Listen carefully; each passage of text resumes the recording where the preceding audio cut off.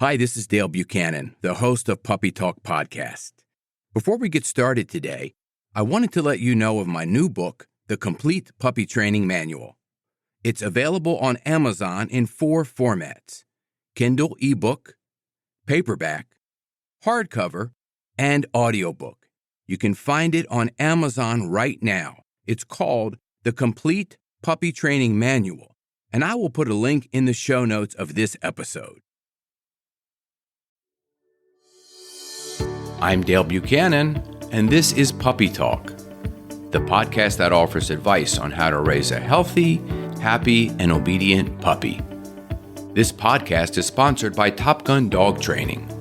Be sure to subscribe to this podcast now so you don't miss a single episode of Puppy Talk.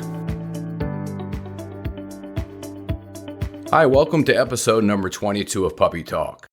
Today we have the one and only Trish McMillan. She is a certified professional dog trainer and certified dog behavior consultant with a master's degree in animal behavior. She specializes in training and behavior modification work using positive reinforcement with dogs, cats, and horses. Trish is located in Mars Hill, North Carolina, and her website is trishmcmillan.com. I'll place a link of her website in the show notes. Today we're going to discuss multi-dog households. So welcome to the show, Trish. Thanks so much for inviting me, Dale. This is a rainy Saturday night in South Florida. What's it like there in North Carolina? And by the way, where are you located? I think it's north of Asheville. Is that correct? Yes, just about 20 minutes north of Asheville. I am on the far western edge of North Carolina. Tell us about your farm and how many animals live there with you. Well, I'm down to 18 animals since the rooster passed away, so I am in the market for a new rooster. But yeah, I've got 4 dogs, 1 grumpy old cat, 2 horses, 2 goats, and the rest are all chickens. Rue is my favorite, I just have to say. You know, I always comment on Rue. What's the full name of that dog, by the way? Her full name is Ruth Bader Ginsburg because she is small and judgy. And I used to say I hope she lives forever, which applied to both of the Ruth Bader Ginsburgs, but it just applies to this one now. So you have a lot of experience with multi-dog households. And I know as a dog trainer here in South Florida, and I work with a lot of families that get new puppies, especially over the last 12 months, there's always some type of conflict or things that go wrong early on when they bring a new dog into the house, when they've already got dogs into the house. So what I want to have myself and everybody learn from you today is how to manage a multi-dog household. You said you have 4 dogs. What are the ages of your dogs and how long have you had each one? Okay, the oldest one is a Lely. She is 14 and I have lived with her for 13 years. The next one is Theodore. He is 8 and I have had him since he was 16 months old. The next youngest one is Maggie, which was kind of poor family planning because she is 7.5, so very close in age to Theodore.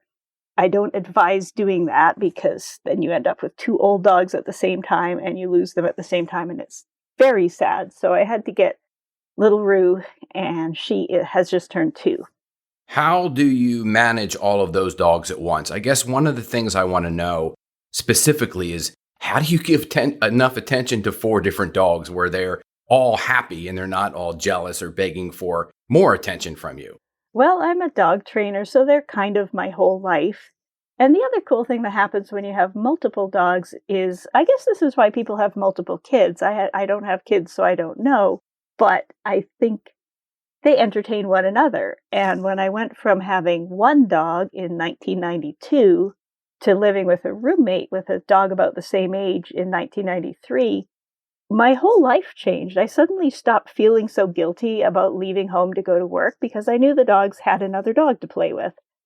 And these 4 definitely all get along really well. And the nice thing is the 3 younger ones play together and the 14-year-old can relax once in a while.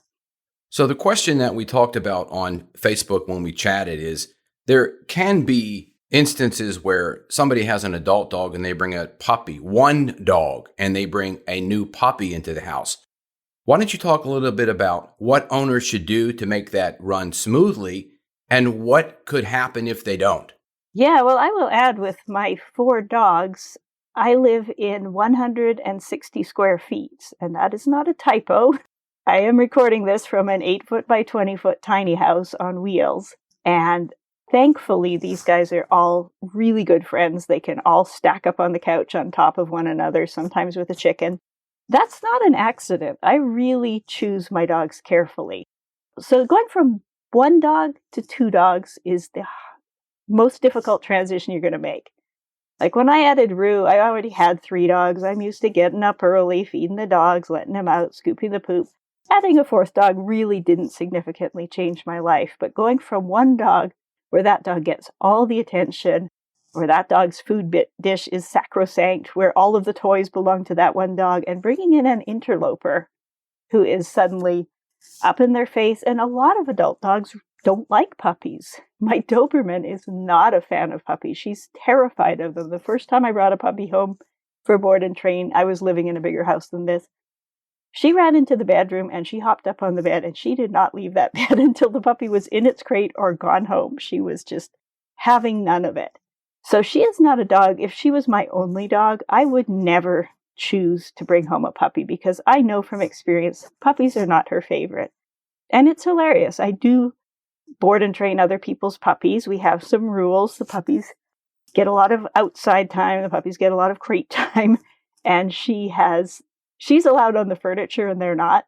So she has ways to get away from them. When they hit about 8 months of age, she takes a look at them. She goes, "Oh, you're a dog now. I can play with you." So with her, if I was going to bring her a new companion, I wouldn't even choose a puppy. I would choose an adolescent or an adult. And when I brought Rue home she was about 6 or 8 months old, they were best buddies instantly. Why do you think that some adult dogs don't like puppies? What is the reason behind that? Or have you been able to figure that out with the research that you've done and the training that you've done? Yeah, I think all dogs are individuals. Like I said, I don't have children. I am terrified of babies. My siblings love this. When they have a new baby, they come over, they plunk it in Auntie Trish's arms just to watch me completely panic because although I've never dropped a puppy, I am terrified. I am going to drop this baby. It takes a long time to make a new one. But when they hit about 2-3 years of age and you can have a conversation with them, then I become the fun aunt. And I think a lot of dogs feel the same way. I think puppies just move differently. They smell different. If the dog hasn't been exposed to a lot of puppies, Maggie has gotten better with puppies the longer I've had her. None have been as dramatic as that very first one I brought home where she hid in the bedroom the whole time. But I think we need to ultimately respect who our dogs are. And bringing home a 2nd dog or a 3rd dog or a 4th dog is kind of like an arranged marriage.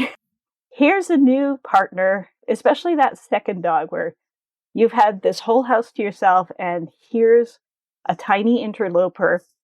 It's a big change. And I think we need to take into consideration what the adult dog in the home wants, what kind of dogs they like, whether they prefer male dogs, female dogs, big dogs, little dogs. If they don't like puppies, there's lots of adolescent dogs. There's lots of adult dogs who need homes. You don't have to inflict the puppy on them. Does the gender, the age, the breed, and the size of the dog have any impact on whether a dog that you currently have in the house is going to like them or not? Or is it completely just a sporadic thing that you've noticed? Or do you think there's a certain gender or the certain size or breed of dog that has an impact on that behavior? Well, if I was going to import a dog from far away and I didn't have the chance to let them get to know one another, and I just had 1 dog, I would probably choose an opposite sex dog. They tend to get along better with opposite sex dogs. This is not true of all dogs. Like I said, they're all individuals. Some of them prefer one over the other. I have Dobermans. I have pit bulls. These dogs are known for same-sex dog aggression, and it is not an accident. When my last Doberman died and I had the new pit bull, the new Doberman is an opposite-sex dog, and they are great buddies. I'm not saying that a same-sex Doberman and pit bull could never get along, but might as well tip the odds. I find with male and female dogs, it's more flirty and less competitive. And as far as the research goes, if you have dogs who decide they don't like one another, having two females who decide they don't like one another is the hardest to change their minds about it and get them back together if they start fighting. So, really, I did not know that. And since I can see you on video, I see a cat above your head right now.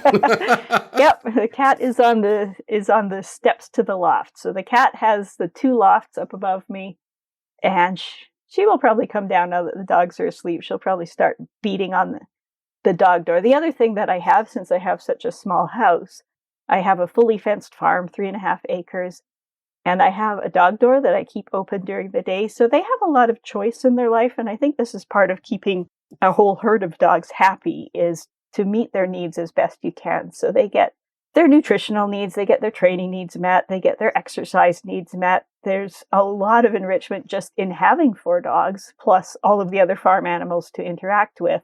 How much work is it to manage a multi-dog household of 4 dogs? You just said it's quite a bit of work. You have to give attention to it. You have to set things up and plan it properly so they have an outlet, so they have enrichment, so they have an easy way to go outside and eliminate and those types of things. So you have to plan this out. You just can't be bringing another dog into the house or multiple dogs and having a house full of dogs and not have any type of structure or program that is going to enable them to live a happy life.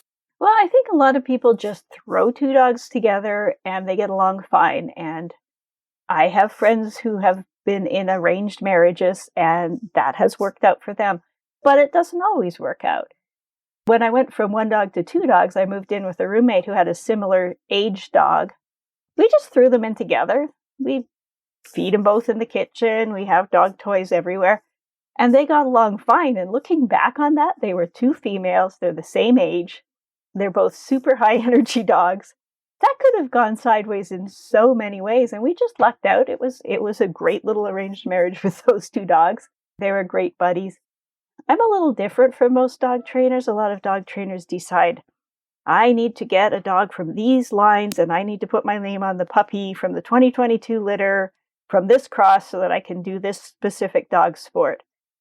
I'm not terribly good at dog sports. I've been playing with agility since the 90s, but I am not ever going to be on the world team. I've done a little bit of obedience and rally and therapy dog work, but I kind of look at what the dogs want to do.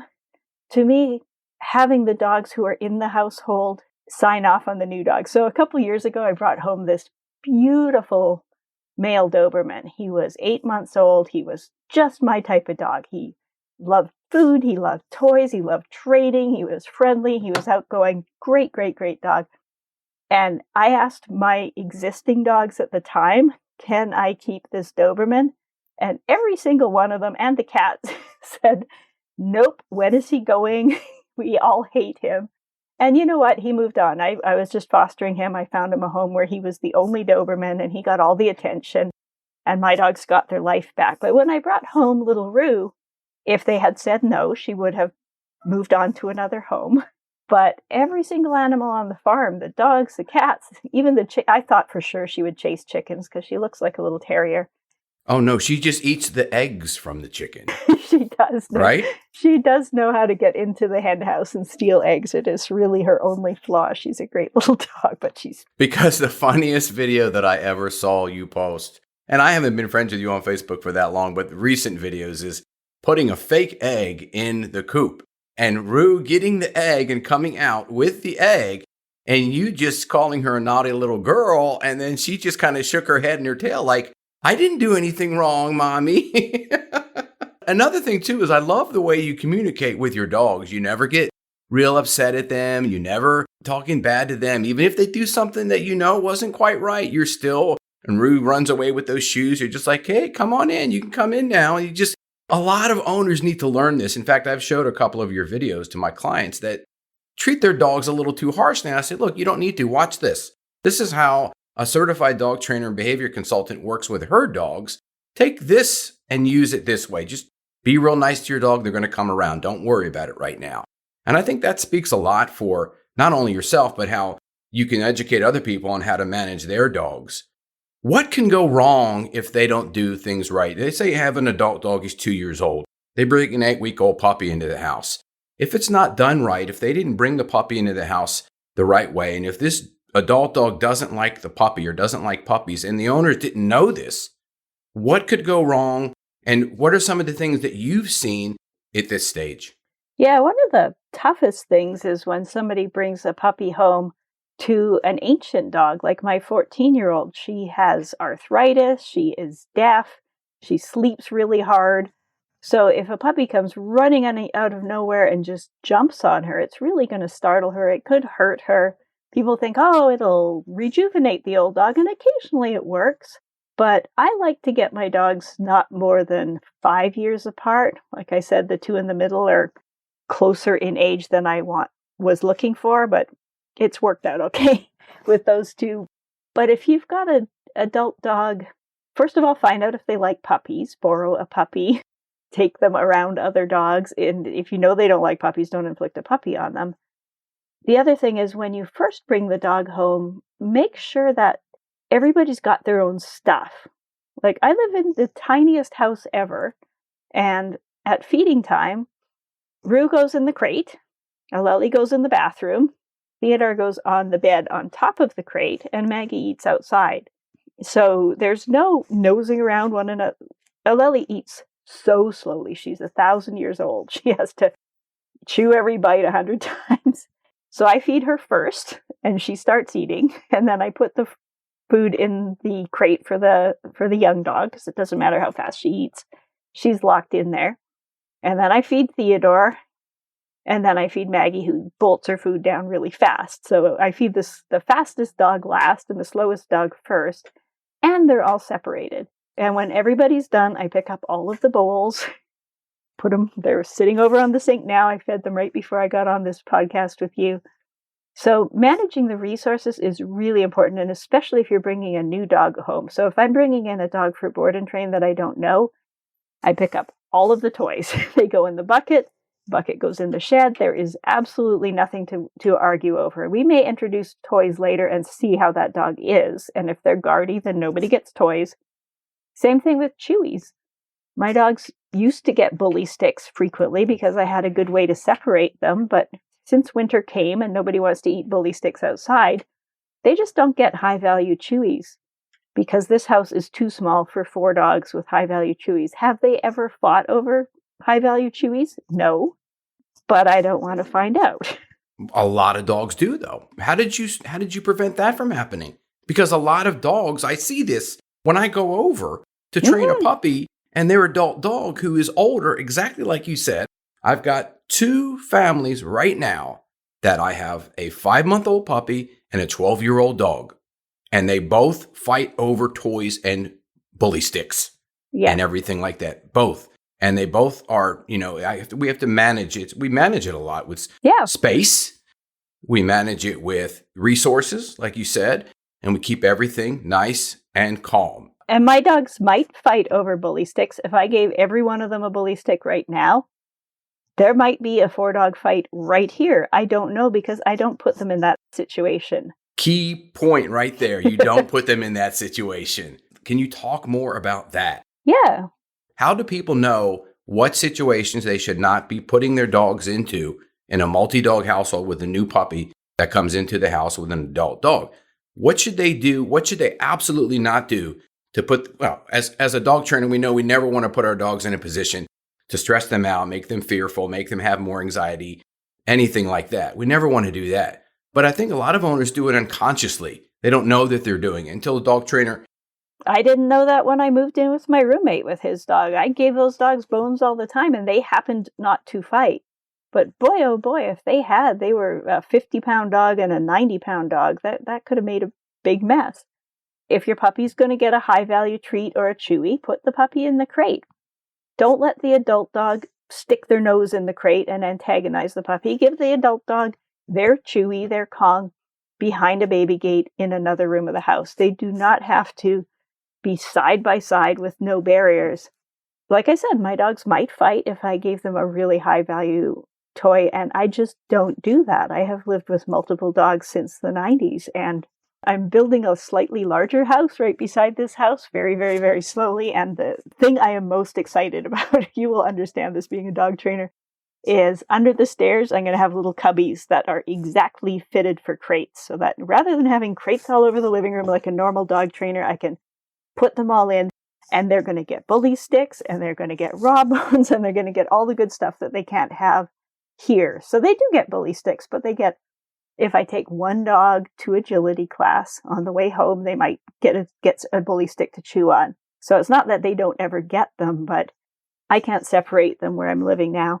What other things should owners manage when they have two dogs in the house and a new dog that comes into the house besides space and also resources? What other things should they be aware of?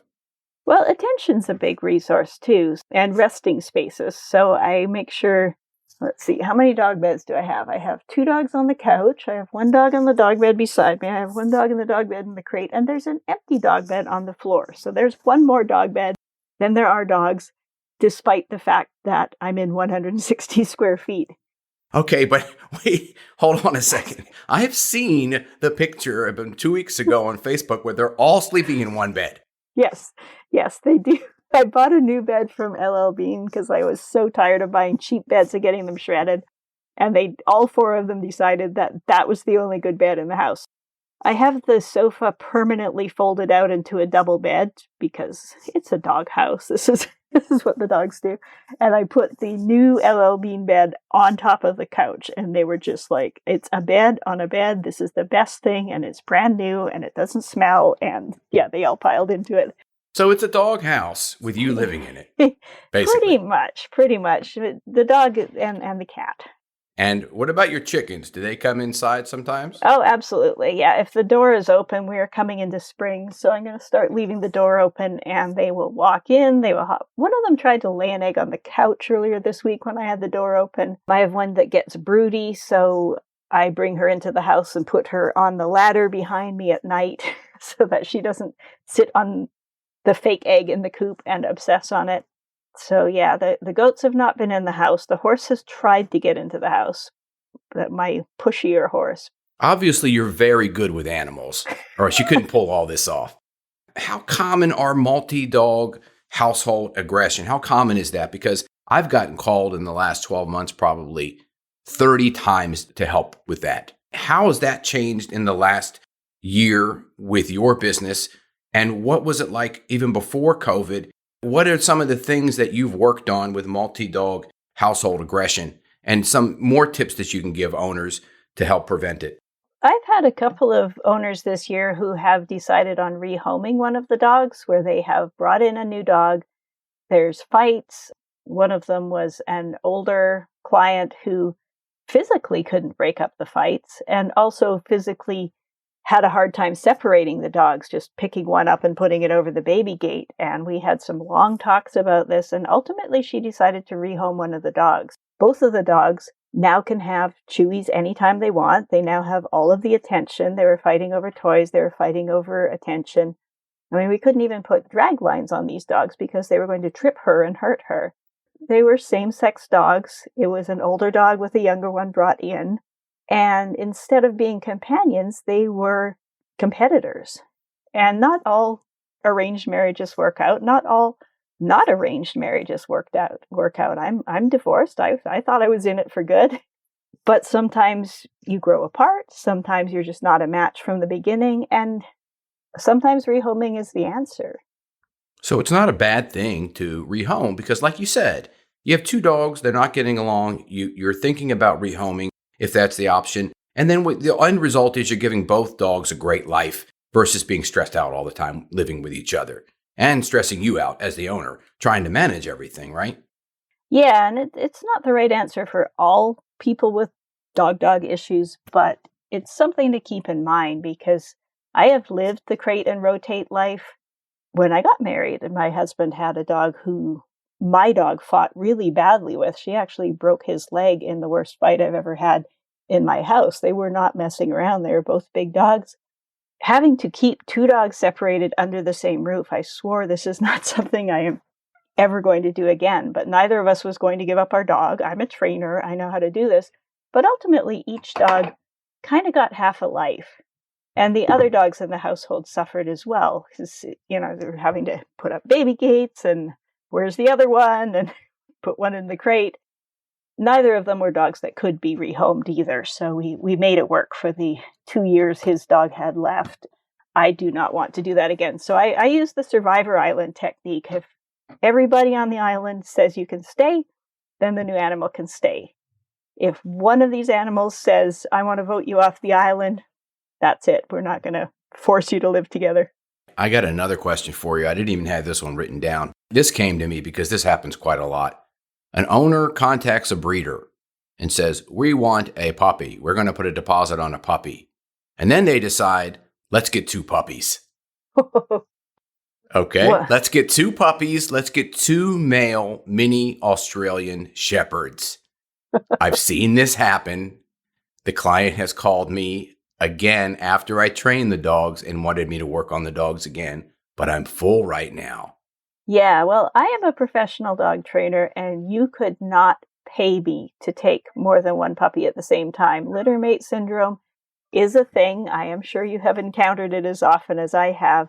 And people see this, like the first dog that I bought from a breeder, she was the second last puppy left. And I remember feeling a pang taking this puppy away from her sister, because we think in human terms. We think, oh, it would be really sad if I was a little baby and I was torn away from my sister. But dogs don't stay with their whole family for their whole life. They need to disperse, and especially the same-sex puppies. They would not stay with their mom for the rest of their lives. They would head off and form their own little packs of dogs. Forcing them to stay together is kind of abnormal, and I do have friends who have gotten litter mates and made it work, and kudos to them, but I tell my clients it is going to be 4 times as much work to do 2 puppies properly, because you're going to have to take them to separate puppy classes, you're going to have to take them on separate walks, you're going to have to crate them on other sides of the house so that they don't get over bonded. No, the owners of this family that I'm talking about, these dogs are so attached to each other that if one dog went outside for the walk, the one would stay inside the house and absolutely have a panic attack. They have to walk them together, and they can't even walk together. They have to do everything together. They can never be apart. It's a big problem. I tried helping them manage this situation, but there's only so much I can do. Yeah, we can't solve everybody's problems. If I had brought those 2 male mini Australian shepherds into my house and I had to have both of them, they would have started sleeping in crates in different rooms from day one. They would have started in puppy classes from day one. They would have, you're staying home with the Chewy, you're coming in the car with me, and it wouldn't be this issue. Mm-hmm. Right. I did actually have a client with 2 regular Australian Shepherd puppies, and what we did when they hit adolescence and some less desirable behaviors started popping out was I would take one of them in for board and train for a week or 2, and they would work with the one who was at home, and then we'd swap. And that worked really well to sort of break the bond and get them working independently. And they ultimately decided to rehome one of those with their daughters. So they still got to get together and have play dates, but each dog had their own family to hang out with, and that worked out better for them. What about a couple that has a dog and it's a chow chow, and the dog gets to be about 7 months old, and they say, you know what? We're going to get another chow chow. Let's contact that breeder. We love this one. And Dale trained this dog so well, and this dog's doing so good. And this is a true story, by the way. Let's get another one. Well, if you trained a chow chow, hats off to you. Those are not always the easiest dog. At least you've got a head start with one of them. But I like my dogs to be at least 2 years apart, and my ideal range is 5 years apart, because the best puppy I brought home was when I had a 10-year-old and a 5-year-old, because the 10-year-old was starting to slow down, the 5-year-old was starting to be a little much for her. And when I brought the puppy in, the 5-year-old played with the puppy, the 10-year-old got to have naps again. That was when I decided that 5 years was my ideal range, and 3 dogs is my ideal number of dogs, because if I take one to class, the other 2 can keep each other company at home. I really like 3 as a number of dogs, but I have one extra Doberman in the middle who ruined my otherwise idyllic family. Not only did I train that chow chow, but I taught that dog a lot. I brought it from a fearful dog. The second I walked into that house, it barked for me. It barked at me for 45 minutes, wanted to rip my head off, had territorial aggression, did not want me coming into the house. He did not like the wife of the family, would not go over to her, was attached to the husband. Not only did I go back and work through all of that and make this dog a great dog, but now then they got another dog. So I guess that kind of does speak some volumes of my... They went back to the same breeder? Same breeder, yep. Wow. Yeah. One thing, there's another point that isn't in the questions you gave me, but matching personalities is really important. So if I have a fearful dog, the puppy tends to learn from the adult dog. So if your adult dog is fearful and you bring in a puppy, for some reason, the good stuff is not as contagious as the bad stuff. So if you've got a really barky dog and you bring in a puppy, the puppy would be like, yay, we yell in this house. How awesome. If you've got a fearful adult dog, the puppy would be like, yeah, we run away from things in this house. But if you have a fearful adult dog and you bring home a super outgoing adult dog, they can be a really good therapy dog. So Aleli, my 14-year-old, was very fearful when I met her. She's a street dog from Puerto Rico. She was my ex-husband's dog. He didn't know about socializing puppies. He had few friends. She's what I call a club dog. She's friends with who she's friends with. And the first time I met her, she hid under the desk and barked at me for 45 minutes. When she got integrated into my pack of dogs who were very outgoing with people, it was so good for her. Like, I would take her to the office. One of my dogs would see somebody coming towards my office and stand at the baby gate, wagging and jumping up and down and saying, hi, come here. And she really learned from those dogs. If you balance the personalities well, they can really be one another's best therapists, and vice versa.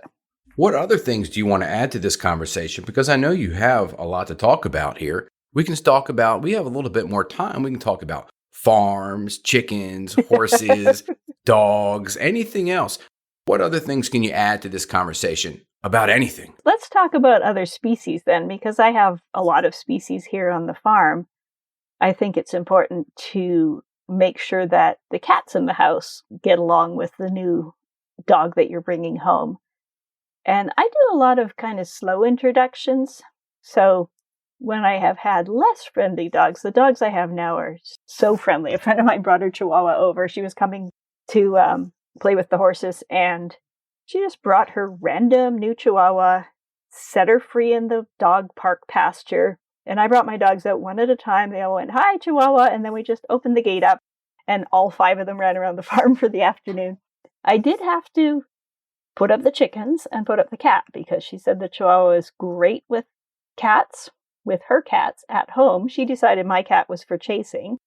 So my cat went in the house and she went after the chickens. So if she was a dog that I was bringing into the household for the first time, I really don't want her to learn that cats and chickens both run if you chase them. So it's really important to introduce them on leash to give the prey animals a place to get away.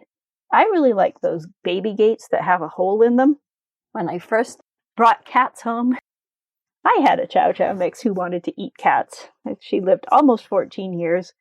I knew I couldn't have a cat while I had her, but 3 days after she died, I was at the Humane Society looking at cats. And when I brought the cat home, the cat went into a room by herself. I went in and played with her lots, but the dogs could just hear her. They couldn't see her.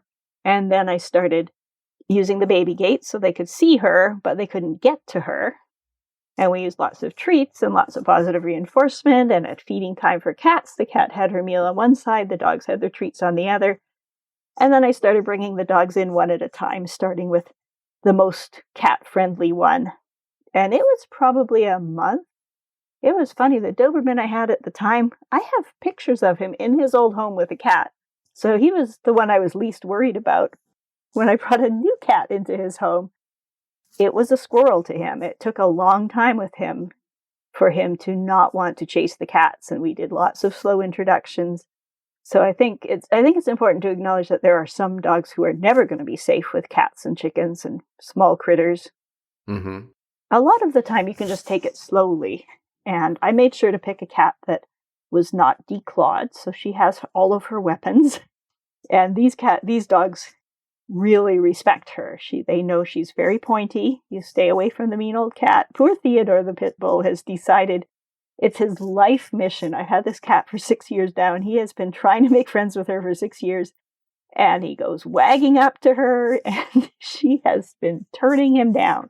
Do you think she'll ever come around to allowing him into her life?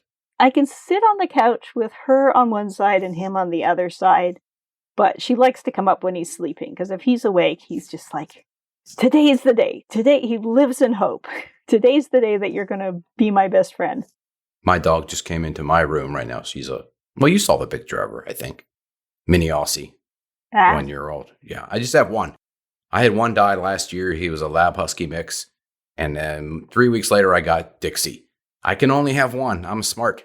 Yeah. Well, it's a lot of fun watching them play with each other. So maybe you'll come around to the multi-dog. Well, when I went to grad school, I took one Doberman with me. I farmed out the other 4 dogs I had at the time. And I brought the Doberman with me. And it was kind of cool just having one dog, because it was England. So you could take them on the bus. You could take them to the pub. We got to do a lot of things together, and I see the attraction. I don't think I can ever do it, because I love watching them interact. It's my favorite thing. In South Florida, we did not shut down. So I've been going to clients' homes through the whole pandemic. I never stopped. I didn't go through the virtual thing yet. I did a couple of clients online. I've done everything in person. Wear a mask. I get tested every month for COVID. I'm very careful. I use hand sanitizer and things like that, and my clients are very careful. I give them a checklist. If this is what you have to do if I'm coming into your home, you have to wear a mask, we have to be social distance and so forth. And I haven't stopped. My business tripled in the last year going to people's homes, and they want me to come to their homes. They don't want to do this virtual thing. They're like, no. I want you to come here and train my dog. Okay, sure, no problem. So I'm around probably 3 or 4 different dogs a day, and then I come home to my own dog. That's why, for me, one dog still works out very well right now, because I'm around dogs a lot. Yeah, I've been having clients come to the farm during COVID, and it's really awesome because I've got my dogs here. So if they've got a puppy who needs to meet friendly dogs, I could bring out any dog but the Doberman, and they all look completely different, and we can do a little puppy class with my 3 dogs and their 1 puppy. That is awesome. That sounds great. And if we want to use chickens or goats or horses as recall distractions, it's pretty cool to have a whole farm to socialize a puppy and to use as distractions to work around. Yeah, that sounds really great. So Trish, tell everybody again how to find you, what you're doing this year, where they can see anything that you're doing, any classes or online courses or anything like that. Yeah, I am at trishmcmillan.com. I have been doing a lot of webinars for shelters over the pandemic. So if they want to have me teach about body language or defensive handling or how to break up a dog fight, they can get their own personalized webinar where we invite everybody, and then I record it. And that is theirs to use for training for as long as they want to do it. So that's been a lot of fun. I do shelter consulting, so I help shelters with their behavior programs. I have an online shelter dog behavior mentorship that runs a few times a year. I used to travel and speak and do all kinds of things. I really miss traveling. I'm hoping that 2022 will be the year that I get back on the road, because I really miss going to new places and meeting new people. But it's been really nice staying on the farm for a whole year and watching the seasons change too. So I do virtual consulting. And I also do peer consulting. So if you're a new trainer and you've got a tough case, you can hire me to go over your caseload and give you a few more ideas if you're hitting the wall. I did not know that, and I will keep that in mind for myself. There we go. That does happen quite a bit. Well, Trish, I want to thank you for being on the show. We're going to end it now, and I'm going to visit your website again, because I know you've got a lot of great things on there on your website. I looked at it briefly, and there's a lot of information on there. I'm going to go through that again. And I want to thank you one more time. If you want to check out Trish McMillan, it's trishmcmillan.com. Thank you for listening to Puppy Talk. If you get a chance, go over to our website, puppytalkpodcast.com, where you can see all of our episodes. Have a great day. This is Dale Buchanan, host of Puppy Talk Podcast. I have an announcement of a new book that I just published called Potty Training Your Puppy. It's available on Amazon in Kindle and paperback. soon to be available on audiobook. You can find out all the details of this book using the link in the show notes. It's called Potty Training Your Puppy. It's a comprehensive book with a simple and effective way to help potty train your puppy, and it really works. Check out the link in the show notes.